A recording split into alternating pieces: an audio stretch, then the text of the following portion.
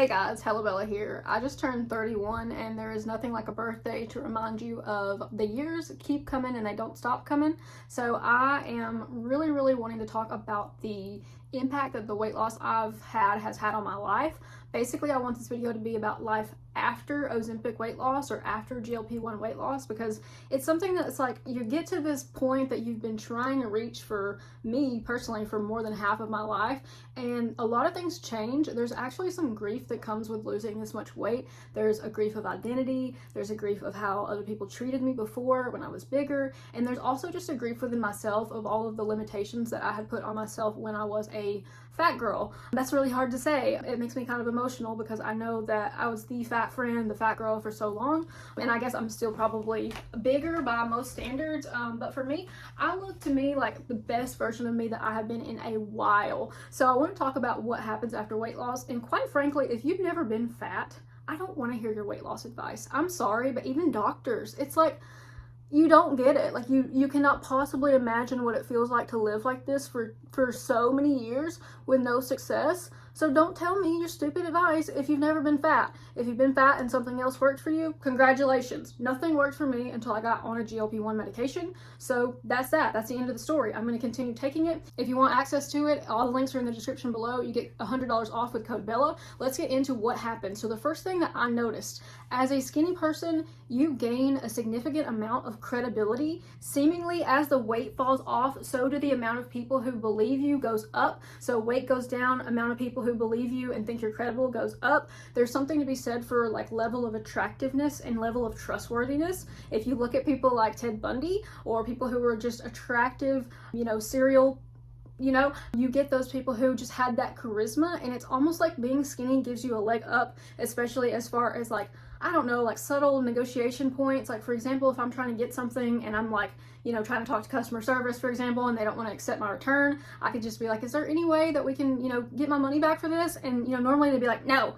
But if I'm cute and there's a guy, I'm like, is there any way that you can help me? And it's like, suddenly all these doors are opening that weren't open before. And I'm like, what is this? What is this privilege? Then I find out on TikTok that it's called pre-privilege. And I'm like, you mean I could have had this my whole life? So I don't even think that I'm like really attracted by any standards, but it's more about your self-concept. So you've got like this image of yourself in your mind, and I've noticed that as I've lost weight, my self-confidence has grown so much. Like, I'm literally in a different career, my house is just different, my yard's different, my hobbies are different. Another thing is that I no longer have to pay fat taxes on clothes, and I no longer have to wear ugly plus-sized floral with the sleeve that's like cut out. Even though you're fat, why would you even want to show your arm? I didn't want to show my arm when I was fat. I don't have to shop at Torrid. I don't have to get my bras from Lane Bryant. I don't have to hope that there's an XXL in the the store, because usually there's not, because the other fat person found it and it's like the only reasonably priced thing in the store. So you have all of these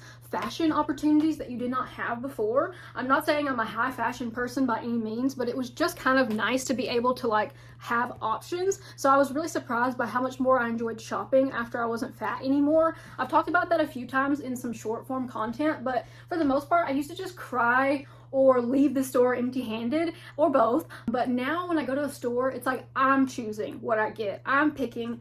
The store has to impress me. It's not just anything that fits me. It's literally like, what is something that appeals to my personal taste? Personal taste changed too. I was finding that I'm actually wearing a lot more like cutesy, trendy things because I feel like I'm more confident to try to pull off some of the trends that before I was like, no, that's like too out there. That's just gonna draw attention to my fat. That was a big one for me. I was like, I don't want to wear anything that's gonna make people look at me even more than they already are, because I know that everyone's looking at me, everyone's thinking about me, but literally they weren't. I don't know why I thought that. That was so like self-absorbed. But anyways, so yeah, your sense of style kind of changes. You also start getting opportunities that you didn't have before, and I have a theory that this is in part because of the confidence level for me has gone up, but I find that I'm getting like a lot of deals and a lot of marketing opportunities and just like kind of like even career opportunities that I didn't get before, and so that's kind of been weird. The qualities that I had before were not as believed or highlighted because I was bigger. And I think there's some truth to thinking that like the way people think about fat people is that you don't have self-control. You don't take care of yourself. Why would you take care of XYZ? There's already studies that show like if you're fat and you're up for a job, it's more likely to go to a person who is skinnier, even if they have like less qualifications, because you're seen as less competent if you're fat. That's really rude, but that is where we're living. Another psychological thing that happens with the weight loss is that people become threatened by you. People who were never threatened by you, people who were nice to you, people who were like, hey girl, how you doing? I'm in the South, so that's my interpretation of what it would sound like.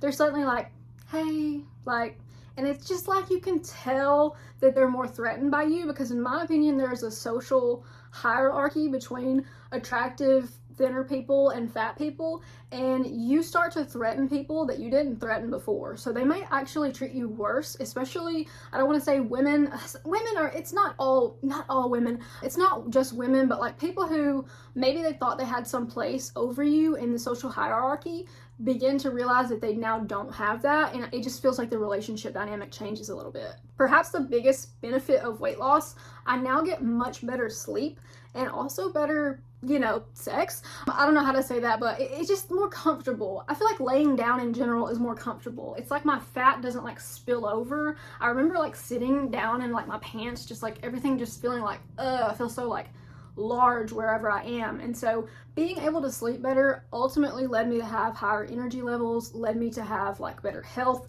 If you don't sleep enough, you will die earlier in life, which is kind of scary because I was like, well, maybe I have sleep apnea, maybe I have all this stuff going on. But I feel that if I exercise and I make sure to do a lot during the day, then I really do sleep so much better. And obviously, if you're skinnier and you feel better about yourself, you're more confident. And so that can also lead to better intercourse. Another thing that happened for me was I started to set higher goals for myself, and I set higher expectations for what I expected out of other people. So basically what that would mean is that before I would just kind of accept whatever someone would give me, whether that was like a friend or maybe some kind of business thing. I was just more like, oh, I'm just happy that they want to work with me. And now I'm like, oh, they would be lucky to work with me. And so it's just kind of like a different vibe of what I'm putting up with, because when you're fat, you're basically told that you don't have any value, that no one's gonna want you, that I would date you if you were skinny, if you just lose the weight, you would be so pretty. Those are all things people have said to me. So, you get around those people again and you're like, honestly,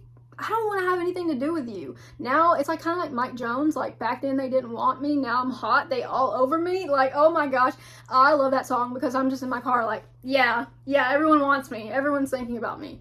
Narcissist. Anyways, so you set higher standards for you and what you want out of your life, and I think that is so big because before I would accept anything. Now the bar is much higher.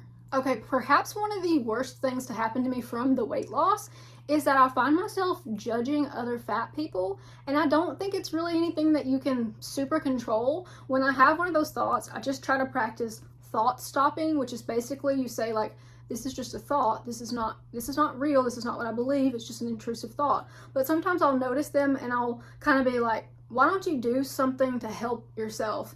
And I know exactly why. I know all of the psychology behind it, but it's like now that I've done it, I'm like, you should do it, like you'll feel better. It's like when someone gave me a compliment on weight loss, I would get kind of offended because I'm like, don't comment on people's bodies, it's none of your business. But I do find that in my mind, I'm like, I wonder why that person is so pulled to food. Maybe it's more of an empathy type of thing, kind of wishing that I could help them, especially since I've got on the GLP-1 and I didn't have any success before that. It was like, if I could just tell them what's working for me, it's like I want to come up to them and be like, have you heard about GLP-1s? But I don't do that because that would be super weird and super awkward. But I can do it to you. So if you want to get on a GLP-1, check all the links in the description below. If you use code Bella, you'll get $100 off. I'm on semaglutide. I've been on this for 3 years now, and I tell you, it is the best thing that has happened to me for my health. I'm actually just so surprised that it's still working. I have seen like a just tremendous amount of changes in the way that I even buy groceries, and so spending less money on food is kind of nice. But yeah, you just kind of start to think about things a little bit differently. Towards the beginning of the video, I said like, I don't want your opinion if you've never been fat, and one thing that I've noticed is that with doctors, you get better treatment if you're not fat, because when you're fat, oh boy, don't be a fat woman and go to a doctor because they're like, it's because you're fat, fat. Like, you literally will be like, you could go in there with your arm cut off and they'd be like, have you tried not being fat to stop the bleeding? It's just amazing. So I feel like with that credibility thing, you get more trust from doctors. They're more able to look at you as a whole person than just see a fat person in front of them. And obviously you should probably talk to people about their weight if you're a doctor, but if I came in for a problem that doesn't have anything to do with that, to me it's just super insulting that that's the first thing that you can think of. You don't try to think through any other scenarios, and people assume that fat people don't know that we're fat. Like, we know, bro, like we're well aware, you know. So getting better treatment from doctors, it was so frustrating because it's a perk of being skinny. But I also thought, why the heck couldn't you give me this treatment before? There was a problem that I suffered for like a year and a half that I went to this doctor 2 or 3 times, and she told me that sometimes we get in our heads. And I had like a bacterial infection. So that whole time I could have felt better with antibiotics. I could have felt better with the right treatment. But because she was so biased towards fat people, I couldn't get proper treatment. So you will get better treatment if you're thinner, but if you're fat, here's what I want to say. Advocate for yourself. Go in there with a freaking piece of paper printed and say, put this in my chart, and I promise you they will read that. That scares them. When you come in there with paperwork and bullet points, they're like, ooh, I don't want to get sued. I better be careful. I struggled with depression for pretty much my entire life since I was like 13. Basically, since the day I started menstruating, I've been kind of depressed. And so one thing that happened for me is my mental health has gotten better. There was a lot of shame and guilt around my weight and around not being able to lose weight, like the constant failure that I was experiencing. And so that kind of goes away, and it comes to the point where I don't weigh myself but about every 2 weeks. And to be honest, today when I was making this video, I weighed myself this morning, and I'm usually like in the low 140s, and I was like 147 this morning, and I got so scared for a minute. I was like, oh my gosh, I'm gonna be fat again. I'm gonna erase all of this progress. I'm gonna do this, and this is gonna happen. And it was like, girl, you about to start your period next week. And so I know that I always gain like 5 pounds whenever I'm about to start. And so it was like, calm down. This is not a reflection of you. This is literally just a point in time. And so your ability to kind of look at yourself aside from the weight really, really changes. I'm able to seek, you know, like exercise for the point of exercise, not to cut calories. I don't even count calories anymore. I mean, I'm still very mindful when I'm shopping for food, but it's more about the ingredients, and it's more about like, does this have enough protein? Does this have an insane amount of sugar? Is it natural sugar? Things that I never thought about before, because I wouldn't even use cooking oil because I was like, it's got 130 calories. Like, I couldn't possibly use cooking oil. And now I'm like, no, the oil that's sprayed on these vegetables is going to make sure that I'm full for longer, and that's going to lead me to feel better. It's going to lead me to have less insulin spikes. And so you start thinking about things from a different perspective. Your motivation changes considerably, because before I was just motivated to have low calories and to make sure that I was as small as possible, shrink myself in every way. And when you're trying to shrink yourself, you cannot grow. Honestly, since I started Ozempic and then switched to compound semaglutide, same active ingredient, but whenever I started all of that, I had no idea the ripple effect that it would have throughout my life. And I preach that on this channel a lot, that if you want to start something, it's like that quote, like the best time to plant a tree is 20 years ago, and the second best time to plant a tree is today. So I would say that for any goal that you have, whether you want to start a habit, or you want to start journaling, or maybe you want to start going to the gym, or maybe you just want to do like 10 squats every day, something simple that you can start, it builds your momentum and your confidence for yourself. It was really just the beginning of starting a new version of me, and now I'm 31 years old. When I started, I think I was like 27. Yeah, that makes sense. And I had just met my partner, and now we've been together for 4 years. So I had met him, I had been trying to lose weight, we were both counting calories, and it was just kind of like, I don't know, like it would be so frustrating because he would count and lose weight, and I would count and like not lose hardly any weight. Like, he'd lose like 3 pounds and I'd lose like 1/4 pound or 1/2 pound, and so it was really defeating. I always thought that once I got to my goal weight, I would finally like be there, you know what I mean, like finally have it, like finally be the version of me that I always knew that I could be. And it's weird and corny to say, but like I was always that girl. I'm always gonna be that girl, and there's nothing wrong with me. There never was. And so I've reached like a point of acceptance almost, like where I don't really look for perfection in everything that I do. Now, don't get me wrong, I'm still a type A person. I'm still gonna make my goals, and I'm still gonna have intentions for myself, but it's more like I'm able to see, I'm just a person. I can't do everything and be everything all the time. For the most part, I can only pick a few things that I can focus on with any amount of effort. And after that, I've got to let other things fall to the side. And so with these videos, I've really just tried to show the psychological impact of weight loss, because the physical is obvious. Like, the physical is just, you know, like, I have curves now. My stomach doesn't stick out as much. My jeans fit better. I wear a size 6 instead of a size 14. I have opportunities coming to me. My body feels different. I feel like I look good naked. I'm able to do things that I was never able to do before.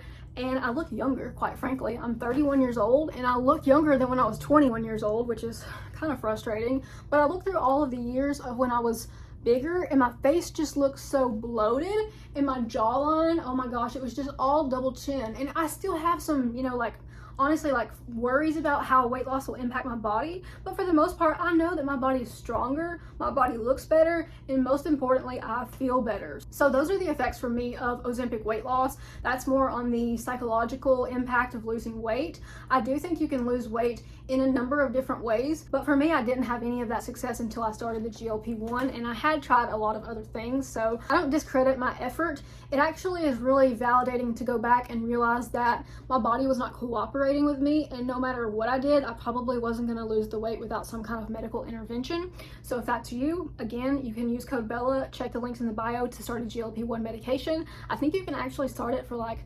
$149 right now, so that's probably the cheapest it's ever going to be.